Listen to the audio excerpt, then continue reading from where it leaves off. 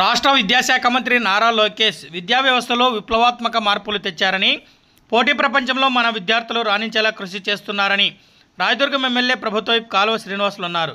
రాయదుర్గం పట్టణంలోని ప్రభుత్వ జూనియర్ కళాశాలలో డాక్టర్ సర్వేపల్లి రాధాకృష్ణన్ విద్యామిత్ర పేరుతో విద్యార్థులకు రాష్ట్ర ప్రభుత్వం అందించిన పాఠ్యపుస్తకాలు, నోటు పుస్తకాలను, పోటీ పరీక్షల మెటీరియల్ను ఆయన చేతుల మీదుగా బుధవారం మధ్యాహ్నం పంపిణీ చేశారు.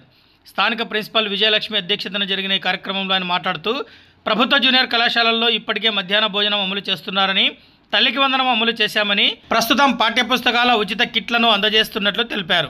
పేద విద్యార్థులు విద్యాభివృద్ధికి ఇది ఎంతగానో ఉపయోగపడుతుందన్నారు. వీటిని సద్వినియోగం చేసుకోవాలని, ఉన్నత శిఖరాలకు చేరుకోవాలని సూచించారు. ముందు చూపు ఉన్న నేతగా నారా లోకేష్ లాంటి గొప్ప కార్యక్రమాలు చేపట్టడం అభినందనీయమన్నారు. విద్యార్థులు తల్లిదండ్రుల పక్షాన కృతజ్ఞతలు తెలియజేశారు. కార్యక్రమంలో పలువురు అధ్యాపకులు, టీడీపీ నేతలు పాల్గొన్నారు. విద్యార్థి మిత్ర కిట్ అనే పథకం ద్వారా మనకి text books, note books, CBSE syllabus కంప్లీట్గా ఎగ్జామ్ ప్యాటర్న్ కూడా మార్చేశారు. మార్చిన సిలబస్కి అనుకూలంగా ఉండే బుక్స్ని కూడా మన కళాశాలకి అందజేశారు. ముఖ్యంగా విద్యార్థులు, పాత్రికేయ మిత్రులు అందరికీ పేరు పేరున హృదయపూర్వకంగా నమస్కారాలు తెలియజేసుకుంటా ఉన్నాం. ఇందాక ప్రిన్సిపల్ గారి గదిలో కూర్చున్నప్పుడు మీ అధ్యాపకులు, ప్రిన్సిపల్ గారు కొన్ని సమస్యలు చెప్పారు. అట్లాగే ఈ కళాశాల సాధిస్తున్న అభివృద్ధిని గురించి కూడా వివరించడం జరిగింది. చాలా ఎక్కువ సంఖ్యాబలం ఉన్న జూనియర్ కళాశాలల్లో రాయదుర్గం ఒకటి. నిరుపేద కుటుంబాల నుంచి, మారుమూల పల్లెల నుంచి ప్రతిరోజు ఇక్కడికి వచ్చి విద్యార్జనతో పాటు విలువలు, సమాజం అంటే ఏంటో తెలుసుకునే అవకాశం మీకంతా కలుగుతూ ఉంది. పల్లెల్లో ఒక రకమైన వాతావరణం ఉంటుంది. బంధువులు, మిత్రులు, కులాలకు, మతాలకు అతీతంగా అన్నదమ్ముల్లాగా బావబామర్దులు, మామ, చిన్నాయన ఇట్లాంటి వరుసలతో పిలుచుకొని ఆప్యాయత, అన్యోన్యతల మధ్య పెరిగే అవకాశం పల్లెల్లో ఉంటుంది. రాయదుర్గం పట్టణం కూడా చాలా మంచి ప్రజలుండే పట్టణం, శాంతి కాముకలుండే పట్టణం. ఎవరి పనులు వాళ్ళు చేసుకొని ప్రశాంతమైన జీవితం గడపాలనుకునే మంచి మనుషులున్న పట్టణం. ఇట్లాంటి ఒక చక్కటి వాతావరణంలో మీరందరూ మంచి విద్యాబుద్ధులు నేర్చి మీరు జీవితాల్లో అనుకున్నది సాధించడంతో పాటు సమాజానికి కూడా ఉపయోగపడాల్సిన అవసరం ఉంది. ఎందుకంటే మనది మారుమూల ప్రాంతం. చాలామంది రకరకాల కారణాల వల్ల 7th పాస్ అయినా 8th రాని వాళ్ళు, 10th పాస్ అయినా ఇంటర్మీడియట్లో చేరని వాళ్ళు, ఇంటర్మీడియట్లో మార్కులు ఎక్కువ వచ్చిన కుటుంబ పరిస్థితుల వల్ల డిగ్రీ కోర్సుల్లో వెళ్ళలేకపోయి బాధపడే వాళ్ళు చాలా మందిని మన చుట్టూ ప్రతిరోజు చూస్తూ ఉంటాం. ఇప్పుడు 2 అమ్మాయిలు వచ్చారు. చాలా మంచి స్కోర్ వాళ్ళ. అమ్మాయిలు భవిష్యత్తులో ఉన్నత విద్యలో ఏ సహకారం కావాలన్నా నేను వాళ్ళకు అందజేస్తానని మీ అందరికీ మాట ఇస్తా ఉన్నాను.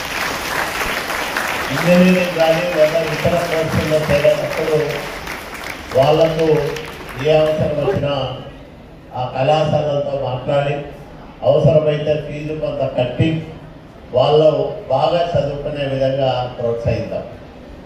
ప్రతిభావంతులకు సమాజం ప్రోత్సాహాన్ని అందించాల్సిన అవసరం ఉంటుంది.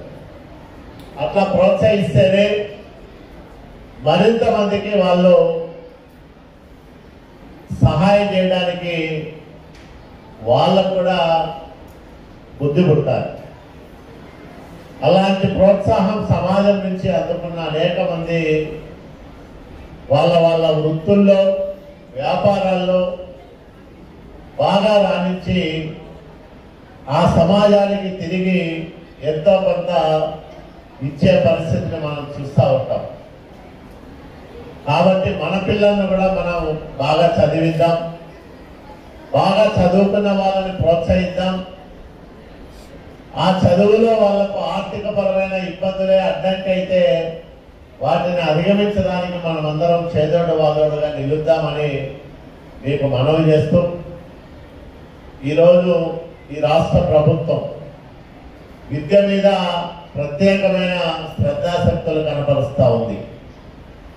విద్యలో సంస్కరణలకు విద్యాశాఖ మంత్రి నారా లోకేష్ బాబు గారు శ్రీకారం చుట్టి అనేక విప్లవాత్మకమైన మార్పులు తీసుకొచ్చారు, ఇంకా తీసుకొని రాబోతా ఉన్నారు. ఇప్పుడు చూసాం సిబిఎస్ఈ సిలబస్, మీరందరూ ఆ సిలబస్లో మీ కోర్సులను పూర్తి చేసుకుంటే జాతీయంగా అంతర్జాతీయంగా అంది వచ్చే అవకాశాలని మీరు పొందేదానికి మార్గం సులభం అవుతారు. అట్లాంటి మంచి సిలబస్ ఈ రాష్ట్రంలో ప్రవేశపెట్టినందుకు విద్యార్థుల పక్షాన వాళ్ళ తల్లిదండ్రుల పక్షాన ప్రభుత్వానికి, ముఖ్యంగా విద్యాశాఖ మంత్రి నారా లోకేష్ బాబు గారికి మనస్ఫూర్తిగా కృతజ్ఞతలు తెలియజేసుకుంటా ఉన్నాం. ఎందుకంటే ఒక ముందు చూపున్న నాయకుడు, స్టాన్ఫర్డ్ యూనివర్సిటీ అంతర్జాతీయంగా ప్రసిద్ధి చెందిన యూనివర్సిటీలో విద్యాభ్యాసం చేసిన వ్యక్తి నారా లోకేష్ బాబు గారు. కాబట్టి విద్యలో ప్రమాణాలు పెరగాలని, ఆ ప్రమాణాలు ఉన్నత శ్రేణిలో ఉండాలని, అట్లా ఉన్నప్పుడే అద్భుతమైన అవకాశాలు మన పిల్లలు కూడా పొందేదానికి అవకాశం ఉంటుందని భావించడం వల్లనే ఇవన్నీ మీకు సౌకర్యాలు కల్పిస్తూ ఉన్నారు. సిలబస్లో మార్పులు చేసుకుంటా పోతా ఉన్నారు. డిఎస్సి 16,347 టీచర్ ఉద్యోగాలకు నోటిఫికేషన్ ఇచ్చి పరీక్షలు కూడా నిర్వహిస్తూ ఉన్నాము. త్వరలోనే వాళ్ళందరూ ఉపాధ్యాయులుగా ఈ రాష్ట్రంలో సేవలు అందించబోతా ఉన్నారు. పూర్తి ప్రతిభ ఆధారం. ఇందాక టీచర్ల బదిలీలు జరిగాయి, లెక్చరర్ల బదిలీలు జరిగాయి. ఎక్కడ రాజకీయ సిఫార్సులకు తావు లేకుండా ఎవరు అర్హులో వాళ్లకు ఆయా స్థానాలు దక్కే విధంగా అత్యంత పారదర్శకంగా ఈ బదిలీలను చేపట్టి ఒక వినూత్నమైన విధానానికి ఎన్డీఏ ప్రభుత్వం శ్రీకారం చుట్టింది. మరి ఇట్లాంటి మంచి పనులు చేస్తున్న ముఖ్యమంత్రి నారా చంద్రబాబు నాయుడు గారికి, విద్యాశాఖ మంత్రి నారా లోకేష్ బాబు గారికి మీరందరూ కూడా కృతజ్ఞులై ఉండాలి. మంచి భోజనం పెడతా ఉన్నారు. ఇందాక మీ ప్రిన్సిపల్ గారు చెప్తా ఉన్నారు, రాష్ట్రంలోనే మన కళాశాలలో పెట్టే భోజనం చాలా రుచికరంగా ఉంటా ఉంది. చాలా బాగా పిల్లలందరూ కూడా భోజనం తినగలుగుతా ఉన్నారని. భోజనం బాగుందనే వాళ్ళు చేతులెత్తండి. మంచి రుచికరంగా పెడతా ఉన్నారా? గుడ్. ఇంటర్మీడియట్ లో కూడా మధ్యాహ్న భోజన పథకాన్ని ప్రవేశపెట్టాలని ఒక ఆలోచన చేసిన నాయకుడు నారా చంద్రబాబు నాయుడు గారు. ఇదే కళాశాలలో గతంలో 2014-19 మధ్యకాలంలో అప్పట్లో ఇంటర్మీడియట్ కు మధ్యాహ్న భోజన పథకం లేనప్పుడు మేమందరం కూడా వేదిక మీద ఉన్న వాళ్ళు, ఇంకా కొంతమంది దాతలు సహకారంతో ఈ కళాశాలలో మధ్యాహ్న భోజనం పెట్టాము. దాన్ని ముఖ్యమంత్రి గారి దృష్టికి తీసుకుపోయి ఇంటర్మీడియట్ పిల్లలు కూడా మధ్యాహ్న భోజన పథకం వర్తింపజేయడం సార్ చాలా బాగుంటుంది. గ్రామీణ ప్రాంతాల నుంచి ఎప్పుడో పొద్దున్నే బయలుదేరి వస్తారు, అప్పటికి వాళ్ళ తల్లులు భోజనం చేసింటారు, ఖాళీ కడుపుతో వస్తారు, ఏదో లేకపోతే సద్దన్నం ఏదో ఉంటే పొద్దున్నే తినేస్తారు. మళ్ళా ఇంటికి పోయేంత వరకు భోజనం తినకపోతే నీరసించిపోతారు. ఉపాధ్యాయులు చెప్పే పాఠ్యాంశాలు వాళ్ళ తలకు ఎక్కవు, సక్రమంగా కాన్సన్ట్రేషన్ ఉండదు. కాబట్టి మధ్యాహ్న భోజనం పెడితే చాలా ఉపయోగకరంగా ఉంటుందని చెప్పినప్పుడు ఆయన దానిపైన ఆలోచన చేసి ప్రవేశపెట్టారు. మధ్యలో 5 ఏళ్ళు గ్యాప్ వచ్చింది. మళ్ళా ఈరోజు డొక్కా సీతమ్మ గారి పేరుతో మధ్యాహ్న భోజన పథకాన్ని తిరిగి రాష్ట్ర ప్రభుత్వం ప్రవేశపెట్టడం చాలా ఆనందదాయకం. ఈ మీకు సమకూరుస్తున్న సౌకర్యాలను సద్వినియోగం చేసుకొని బాగా చదివి సోషల్ మీడియా ఇట్లాంటి వాటి జోలికి పోకుండా, ఒకవేళ వెళ్ళినా అది మీ చదువుకు సంబంధించిన అంశాల్లో అయితే బాగుంటుంది, కానీ లేకపోతే లేనిపోని విషయాల జోలికి పోయి అనవసరమైన వివాదాల్లో చిక్కుకొని ఇబ్బందులు పాలు కావద్దండి. అట్లాగే ఆడపిల్లలు ఎవరు సీరియళ్ళ జోలికి పోవద్దండి. టీవీలు సీరియల్లో మీ అమ్మోళ్ళకు వదిలేయండి.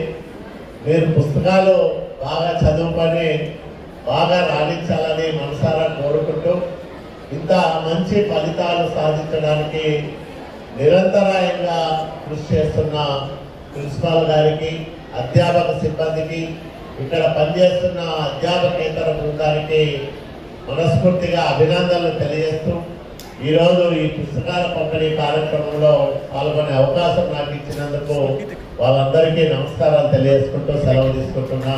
జై Hind. Thanks for watching this video.